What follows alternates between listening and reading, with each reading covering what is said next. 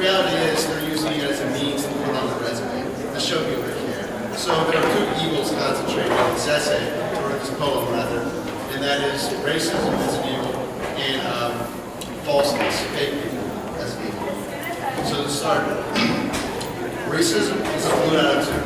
It makes noise, it rouses myopic minds and disgusts heavy hearts. It will congeal the player and the instrument. We see a crowd gather, a heavy heart verbally to be racism. It's heard by malleable listeners from the ubiquitous earshot of imagined women. Charisma, with its rose-red fingers, swiftly permeates his heart and kindles his imagination with golden charcoal. And with a passionate blip he dawns, there's only one race, the human race.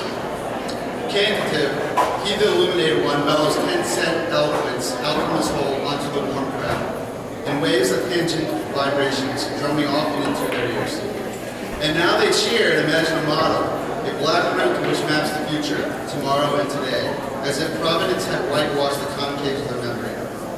Now, within the crowd, one whose memory is saturated by the imagination, not of his own, but of today, by the multitude which impedes him. He is now animated to change the world by the world. This imagination blankets his insecurities, except for his legs, which it could not cover completely, like a lone insomniac attempting to sleep with a half blanket on a velvet hassock underneath his mother's room. She's upstairs coughing. His mind stirs tepidly. He thinks, I don't care if I'm white and privileged. I'll show them my emotions. Racism is real and I'm still alive. End racism. End thought. There's a girl on his left. She is handsome and staunch in her ideology, both in word and dance. Her hair is blonde. It resembles light penetrating fields of hair. She wears perfume when she's out with the girls night out. In a bar, an enigmatic gentleman approaches her from a crowd to a corner of where she hides. She feigns a smile, laughs at his unfunny jokes, and nervously pretends to text her friends. She's texting her mom. This gentleman, seeing no immediate prospect, removes his enigmatic tarp and unveils his motive and walks away, back into the crowd from which she came. She wears makeup only on the weekends with her girls in the bars. She doesn't know why she wears this mask. Of her girls, she is the mother, a voice of reason silenced by the noise of the night. Her male companions call her dude, and they speak fearlessly about sports and film. She wears gold-flagged shirts and authentically voices her opinion about the world on a machine, her Macintosh. Her eyes are narrow and green, bright green. Her brow is thick, bold, and masculine. Her breath is unpleasant, but he doesn't care. Our fleeting protagonist, who is on her right.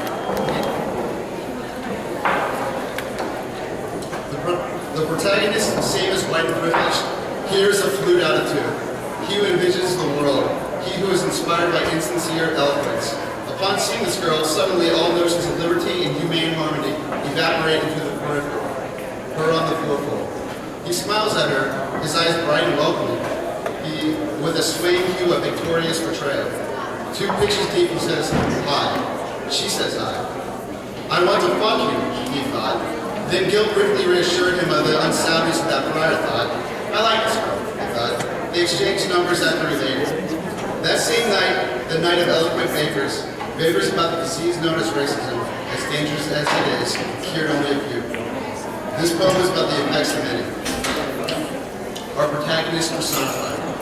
He is home underneath his velvet blankets, listening to ambient music on public radio.